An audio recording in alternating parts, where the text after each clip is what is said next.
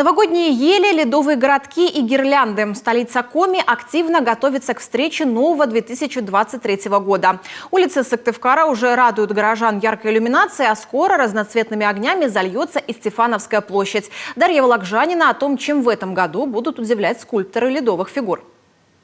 Какой же Новый год без шариков, гирлянд и яркой мишуры? Пушистый снег, зеленая красавица плюс яркие украшения – отличный рецепт новогоднего настроения. Как раз его созданием сейчас и занимается Сыктывкарский жилкомсервис. Главную площадь Сыктывкара работники предприятия превращают в новогоднее сказочное пространство. Проект этого городка будет повторять прошлый год, но, конечно же, с новыми элементами, которые будут подчеркивать символизм следующего года. Но все-таки хотелось бы немножко оставить что-то в секрете, чтобы позитивные эмоции посетили наших горожан, и особенно детей, тогда, когда этот городок откроется. Он будет красивым, уверяю вас, он будет красивым. Для изготовления городка жилкомсервис заготовил порядка 500 ледяных блоков. Вес каждого 500-600 килограммов. Выращивают их на озере в районе Краснозатонского моста.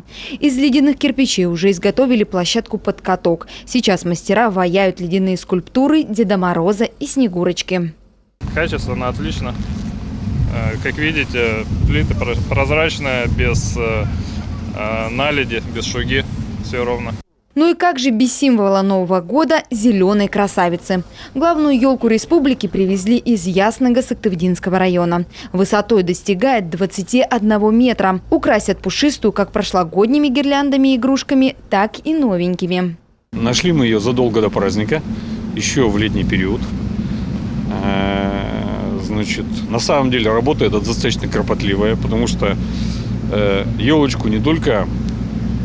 Мало того, что нужно найти по определенным параметрам, нужно оформить целый пакет необходимой документации разрешительной на ее спил, целый необходимый пакет разрешительной документации на ее сопровождение, на ее погрузку, на ее транспортировку и доставку на Стефановскую площадь. Дата сдачи ледового городка – 26 декабря. Но предприятие планирует при благоприятных погодных условиях ввести в эксплуатацию его раньше, как минимум на неделю. Ледяные скульптуры будут радовать гостей Стефановской площади всю зиму, до конца февраля. Всего в столице Коми к Новому году откроют 10 новогодних площадок и установят 13 елочек. Дарья Вологжанина, Дмитрий Булаев, телеканал Юрган.